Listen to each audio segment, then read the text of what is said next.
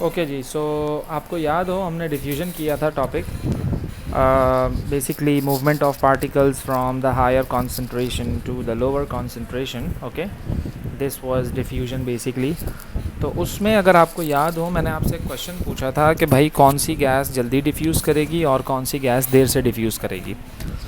देखो ये डिपेंड कर रहा होता है दो चीज़ों पर, एक आपके पास टेम्परेचर होता है और एक आपके पास मॉलिक्यूलर मास होता है. ओके, ज़्यादा टेम्परेचर होगा ज़्यादा काइनेटिक एनर्जी होगी, ज़्यादा काइनेटिक एनर्जी होगी पार्टिकल्स जल्दी डिफ्यूज़ करेंगे, और कम टेम्परेचर होगा तो कम काइनेटिक एनर्जी होगी, कम काइनेटिक एनर्जी होगी तो पार्टिकल देर से डिफ्यूज़ करेंगे.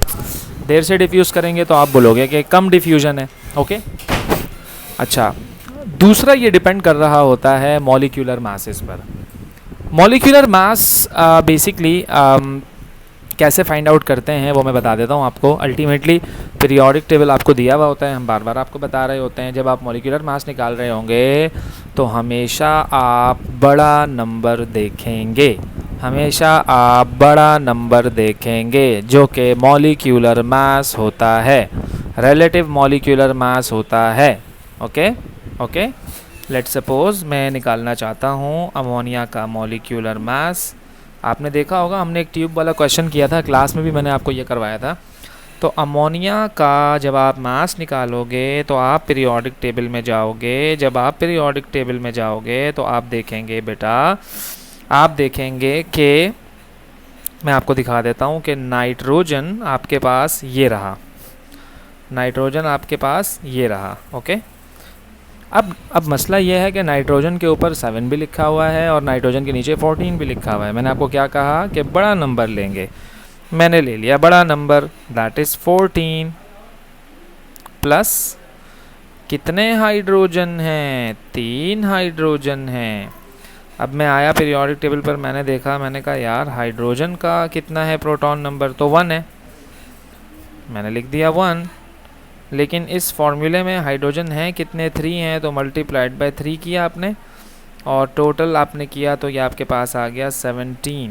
क्या आ गया आपके पास, 17. ओके, फिर आपको अगर मैं दूं H2SO4, क्या करेंगे आप, अब जाहिर सी बात है हाइड्रोजन है, हाइड्रोजन इज़ 1, कितने हैं, 2 हैं, तो multiplied by 2 then plus then S बोले तो S, see this is S is sulfur is 32, sulfur is 32.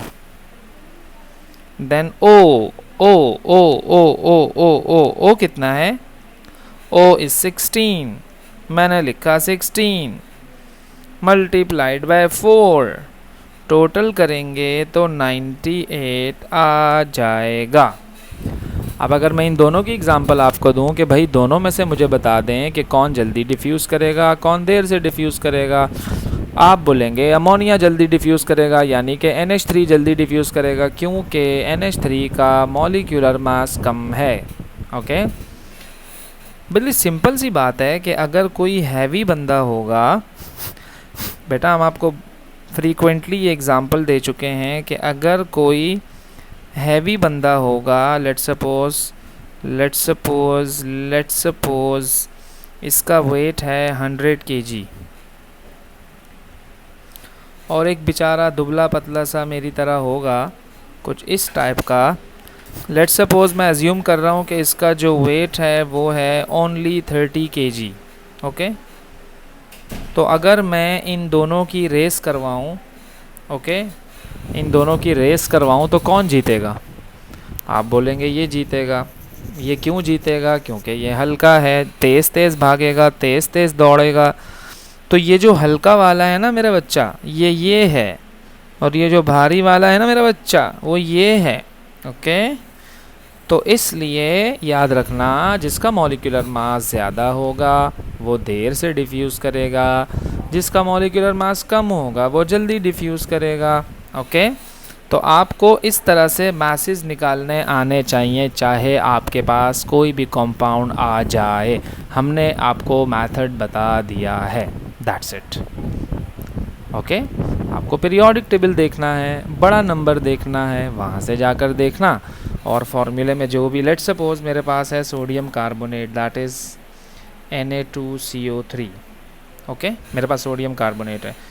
तो भाई मैं सोडियम को देखूँगा, जाऊँगा पीरियोडिक टेबल में। ओके, अब मैं यहाँ ढूंढूंगा भाई सोडियम कहाँ है। सोडियम ये रहा, Na दैट इज़ 23, मैंने लिख दिया 23 मल्टीप्लाइड बाई 2। कार्बन, कार्बन आप देखेंगे तो 12 होगा। एक ऑक्सीजन 16 है, मल्टीप्लाइड बाई 3। आप इसको टोटल करोगे तो आपके पास आएगा 106 इसका मॉलिक्यूलर मास। इसी तरह से अगर हम आपको कहें हाइड्रोक्लोरिक एसिड, तो हाइड्रोक्लोरिक एसिड में हाइड्रोजन इज़ 1। क्लोरीन का जाके मैं देख लेता हूँ, तो क्लोरीन जब मैंने देखा तो मुझे नज़र आया क्लोरीन तो 35.5 है। मैंने कहा 35.5, तो जब टोटल करूँगा तो आंसर आएगा 36.5, है ना। बहुत इजी है, बहुत इजी है। ओके, सो टेंशन आप लोगों ने नहीं लेनी है। इसी तरह से हम अगर आपको कहें बेटा आप सोडियम क्लोराइड को ड्रॉ करो, यानी कि इसका मॉलिक्यूलर मास फाइंड आउट करो। अब आप बोलोगे कि सोडियम क्लोराइड का फॉर्मूला क्या है, NaCl है।